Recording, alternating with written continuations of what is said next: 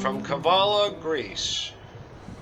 We are in eastern Macedonia, part of Greece, not the country Macedonia. East of Thessaloniki, a beautiful port city in the northern Aegean.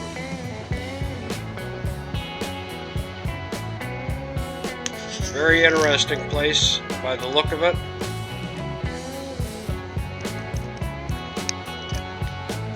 A city wall surrounds the old part of Kavala. So we're going to get out just a little bit and see what it has to offer. And now off the ship, walking out of the port into Kavala. The city wall dead ahead, and as I was just coming out of the ship, I saw some stairs going straight up it. So rather than go around on the streets, I think we'll take the stairs.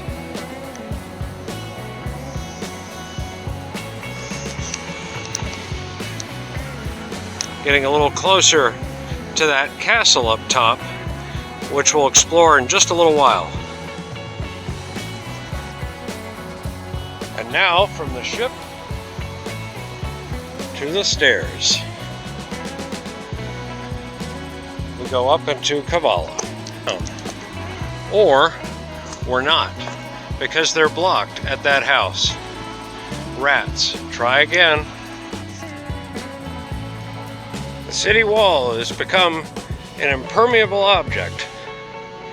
With one set of stairs down, we've got to either look for another one or go around it with traffic and go up into the town that way. So we've come to an intersection. We can go up to the Panagia, the old town, and the Acropolis, but just in the distance, a Roman aqueduct. I think we'll come back to the aqueduct and go to the old town.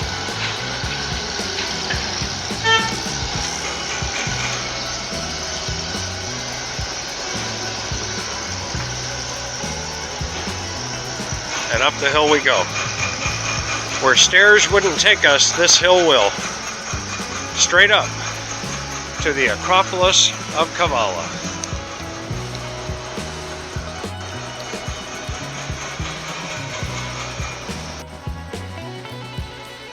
In Kavala, we have numerous languages. We're very close to the Turkish border, so down in the Kedro, in the center of town, downtown by the port, there was a lot of signage in Turkish and Greek. And here we have German, English, and Greek as we head up to the Acropolis of Kavala.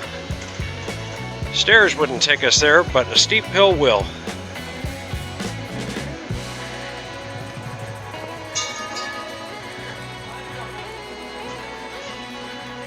Here we have Bulgarian and English. We're very close to the Bulgarian border as well as the Turkish border. Turkish and up the hill.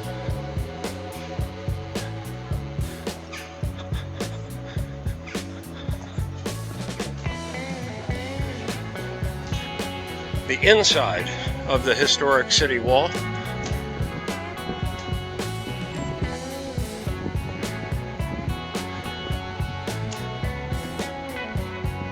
We have a motorcycle shop and some other little shops and cafes.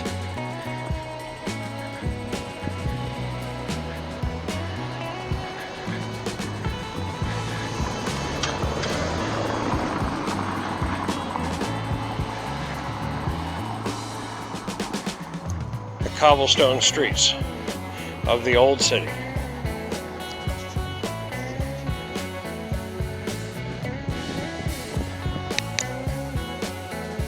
Acropolis Fortress. This way. We continue up.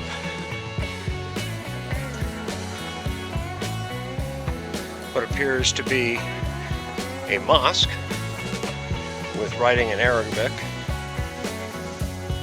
lines the city wall. I think I saw that it was a palace. We'll have to look into that a little bit more.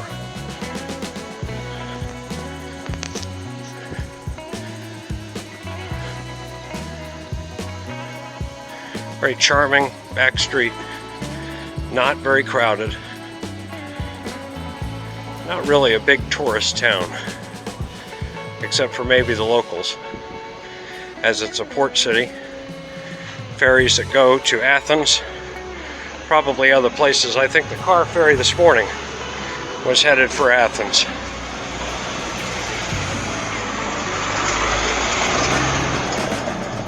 And a taxi takes someone to the top who didn't want to walk.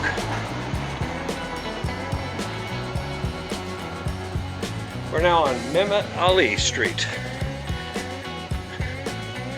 part of Kavala's history as part of the Ottoman Empire. This area of Greece only became Greek right after the Second World War and the Turkish-Greek War,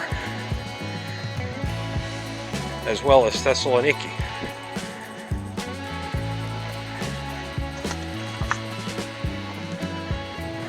Tight lanes here as we continue up.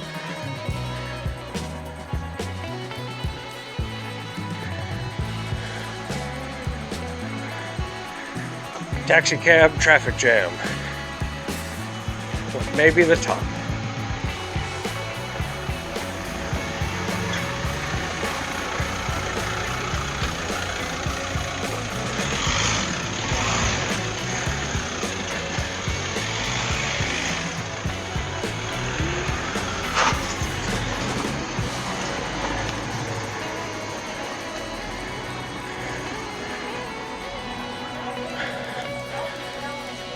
We're still on the right track.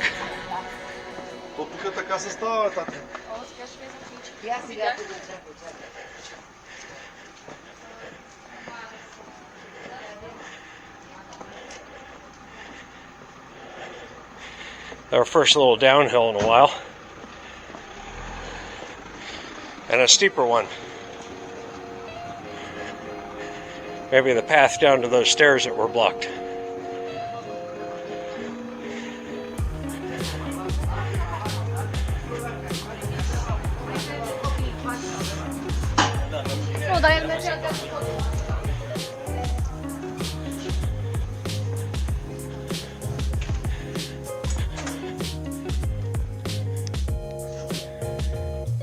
And just when we thought we were at the top, the path gets steeper.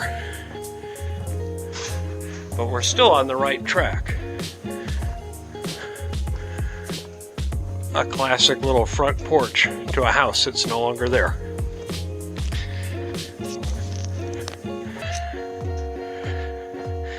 Roughly a 30% grade up here. Good thing I ate my Wheaties this morning. There's more in store. Really steep hill. Oh, that hill goes over there. These steps evidently go to the fortress. At least here in Kavala, the signs are really good.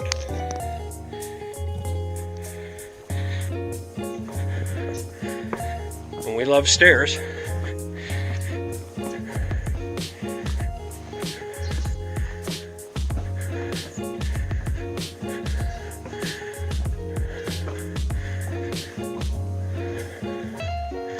More incredible grades lie ahead. The view should be really good though.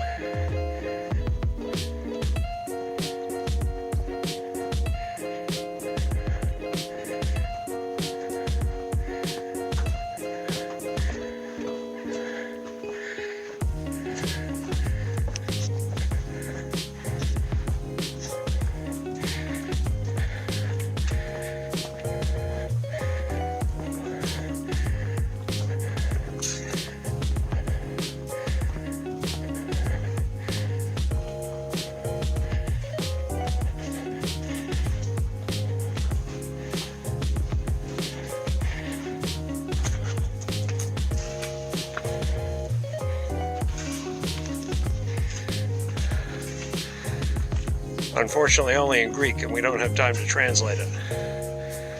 But there it is.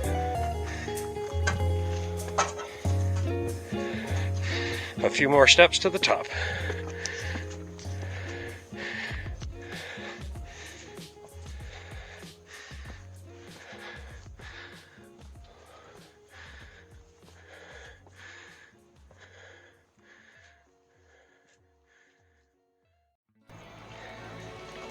For just €4.50, full access to the fortress.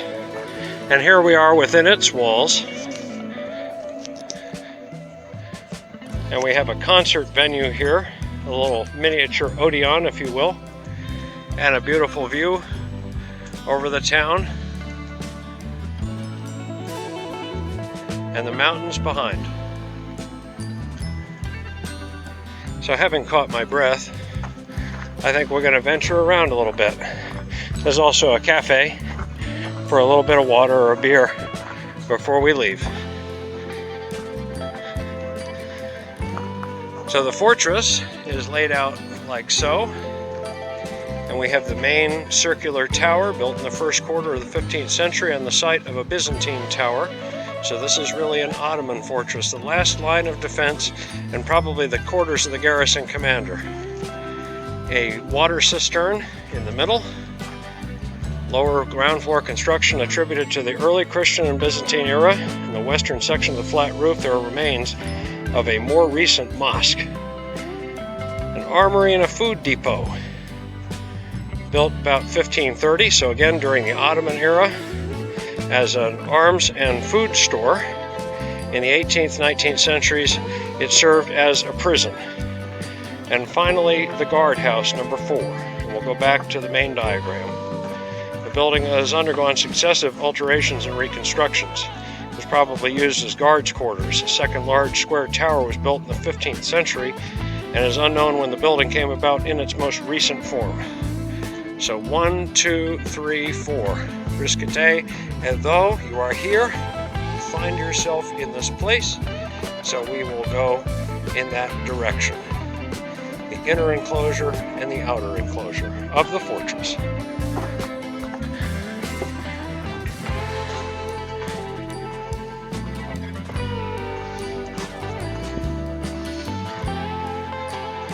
So there's the tower with the garrison commander's apartment, I guess, and these inner walls. And number 2, number 3, and number 4. And we'll start at the far end and come back. And try to get a few views through the parapet. It's a little cooler up here, which is nice. Definitely worth €4.50 after that walk up here.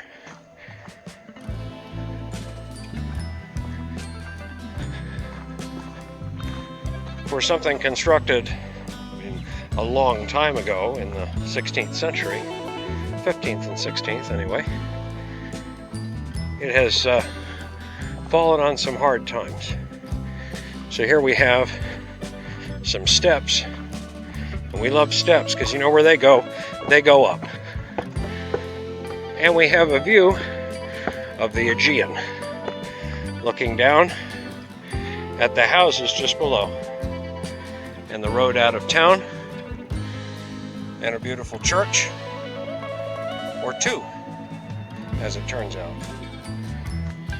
We'll go back down carefully. I wouldn't say that they're rickety, but they're very shallow. One has to have been a submariner, I think. So the guardhouse. Lower ground floor construction was the probably the earliest of any site here, being Christian Byzantine. Unfortunately, this is padlocked. This was probably the quarters of the guard, which makes a lot of sense since they were patrolling that wall.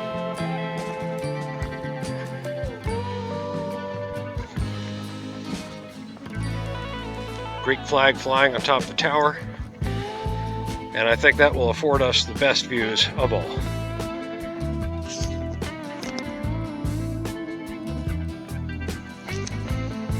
to the food depot, armory, and prison.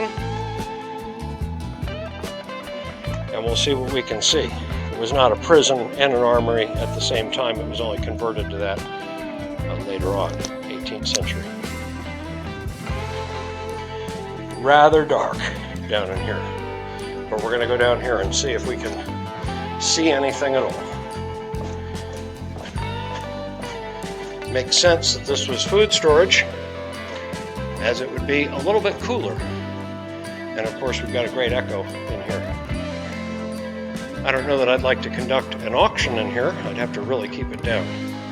And here we have some cannonballs, probably excavated from the surrounding area and made into a store here, just to show them, as this was the armory.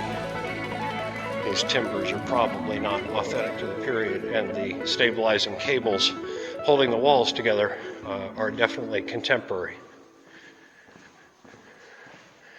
But an interesting level of preservation. It does not appear to have been greatly restored. And we come back up the steps. The structure that is in the worst condition is this one here in the center. And this was number 2, I believe, on that main map outside. Evidence that it had been converted to a mosque and may have been a chapel or a church at some point. I'm trying to remember. But clearly not much left of it.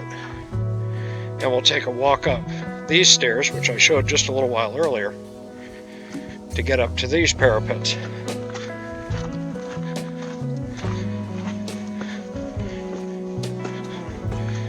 Definitely from the period. Health and safety out the window. Be very careful not to fall off if you come up here. And a nice view through this wall of the marina and the Kedro, the downtown area, as well as the outside of the outer walls. And down the Guardsman's Walk, all the way down to the guardhouse at the other side, which we may just do.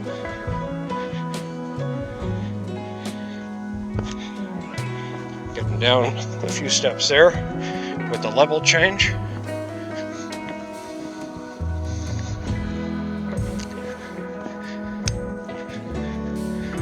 And here we see the roof of the armory, missing the wasp nest along the way. Have to come back through there, so. But a stone roof on the armory.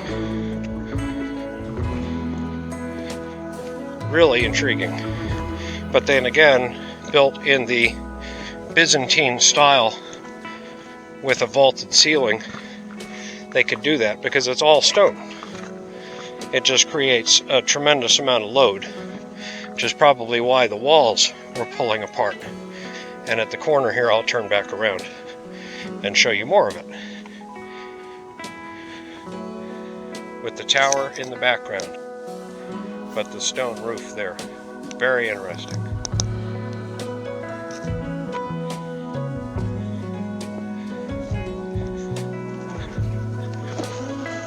Have to hug the wall coming up there so not to fall down the stairs. The guardsmen had to have been very dedicated, very brave up here. And just a little bit more of the port area below.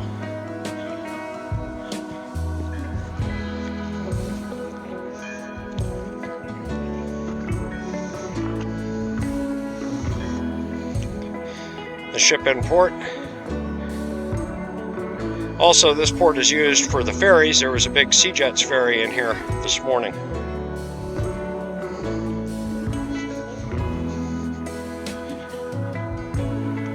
And I'm not sure there's a real good reason to go up there because those stairs end almost immediately. It just goes up to the roof. In the case of this building here, the roof is tiled. It is not stone. And we'll look down to this building's foundations on the rock of the Acropolis itself.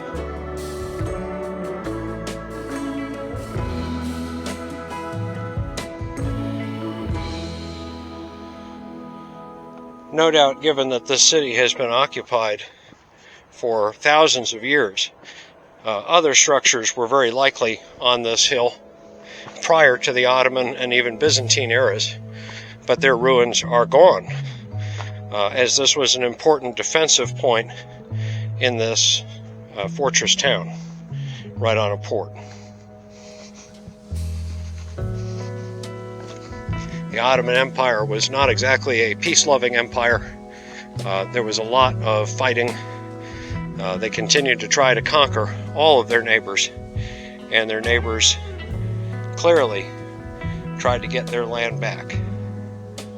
But this area was in possession of the Ottomans from the 14th century, as I said before, until just after the First World War, circa about 1922.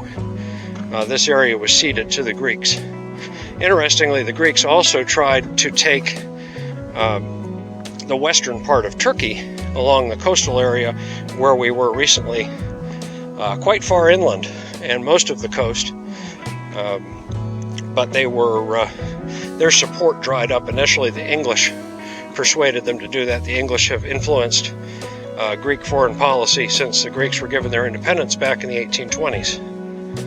But following the Turks' victories over the Greeks, support for the Greeks fell away, and in the end, just this area, which is actually rather large, was ceded back from what had been the Ottoman Empire, was now the new Turkish Republic,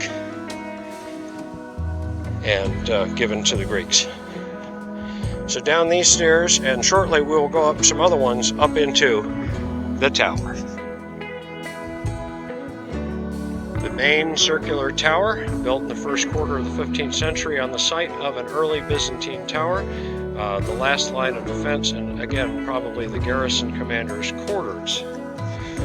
So wipe your feet. The garrison commander left that mat there 600 years ago. Very thoughtful of him. So in here we have Byzantine and maybe even earlier relics during the time of maybe even the Roman Empire, but definitely back to the Byzantine times. And we have, this time we also have a railing going up the stone stairs that go around. Probably, given how narrow they are, there would have been a wooden railing here, and you got to watch your head because I almost lost it. And my bag is getting hung up, so I may have to take that off to come back down.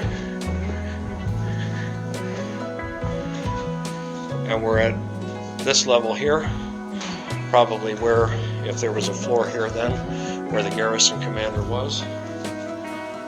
And then through a small archway, and an even narrower set of stairs. A view to the outside. More from the top.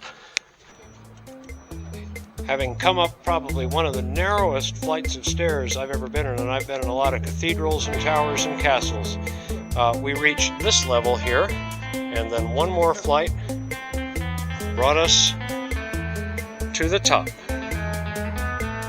The port of Kavala, the city of Kavala. Down below, the little Odeon,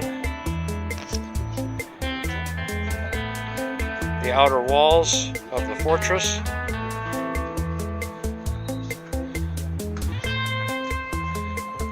and the area where we just were within the castle keep, with the stone-roofed armory, later prison, and the guardhouse beyond it. That person who just walked all the way through the walls realized that the top of those stairs go absolutely nowhere, which is when I came to that conclusion prior to going up them.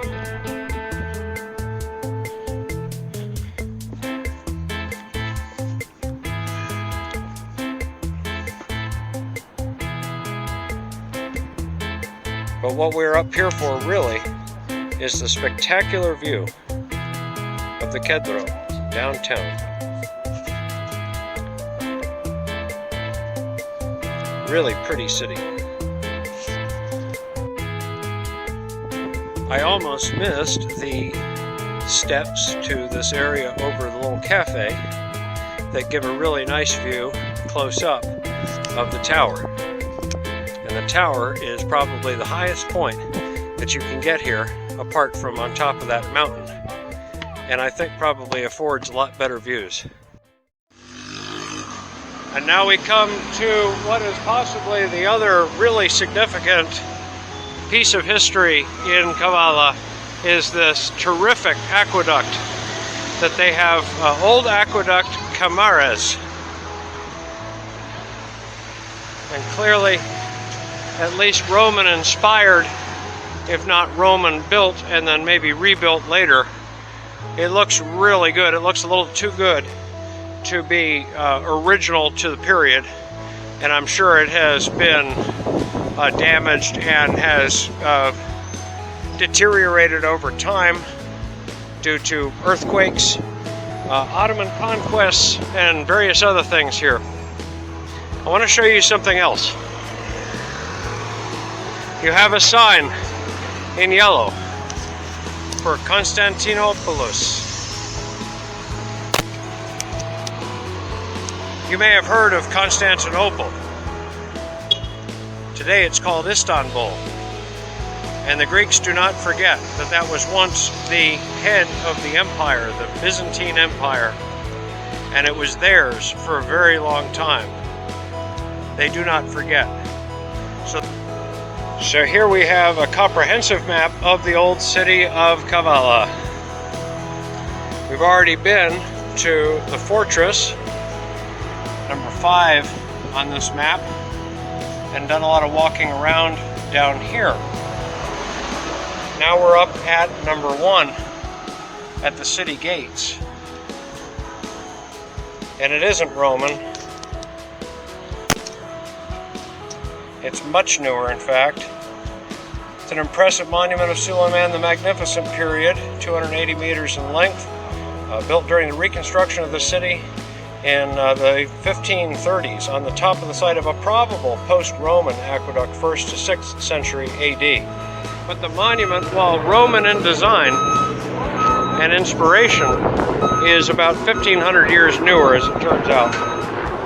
Not a great surprise. We'll just walk to the other side of it briefly. I think we saw this side from the tower.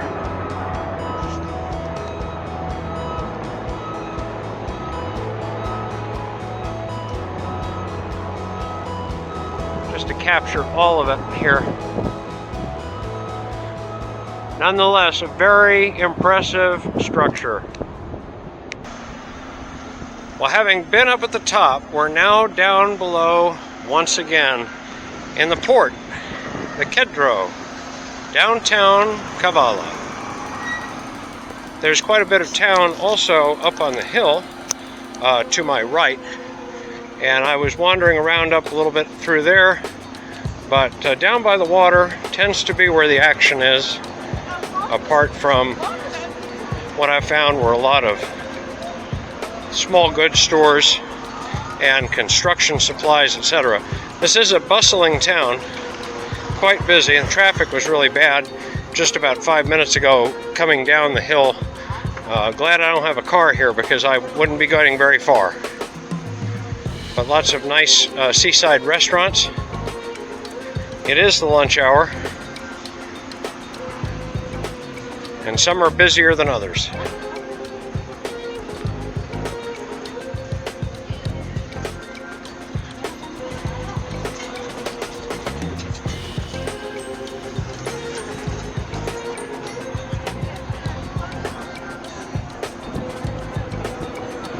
A busier restaurant. And we'll cross over to the marina for a little while. Also has some good views of the Acropolis. Traffic signals are not a strong point in this part of the world. Reminds me of certain places back in the States. And the castle. We've been on that tower. Really a beautiful hillside there with that old fortress wall and the lower city walls holding it all in. coming down to the modern era. Not too modern. This wood, at least wood over fiberglass, maybe wood boat set up for doing some touring of the harbor, maybe for doing some fishing, maybe it's just a private craft. A lot of these are charter fishing and tour boats here. And of course we've got a small cutter of the Coast Guard. We appear to have a larger fishing trawler up here as well. We're coming into a more residential area, and it continues on towards this western part of town. Large hotel there with balconies facing the water. Actually looks very inviting. I'll come back to Kavala. Maybe I'll stay a few days and stay there.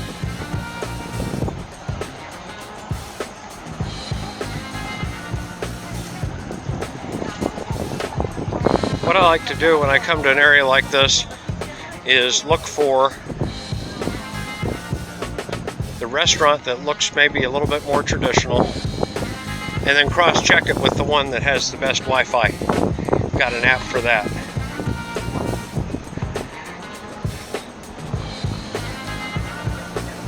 Large fishing trawler. Looks like they're about to go out. And another one behind it. Fresh fish. Seen a few of those signs today. So they must have a good fish market here as well. We were once in Volos, Greece, which is closer to Athens than here. It's up the east coast of Greece, and the fishermen were selling their wares directly out front of their boats. I don't see any of that going on here.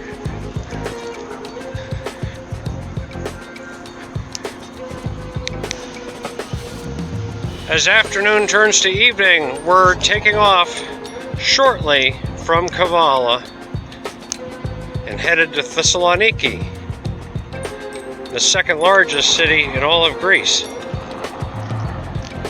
We've done a lot of neat stuff here in Kavala. I'd come back to Kavala. It's a great city, the Blue City, Kavala.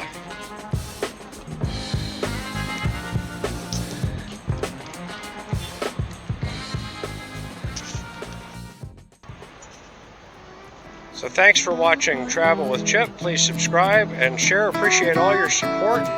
And we'll see you tomorrow when we come into Thessaloniki.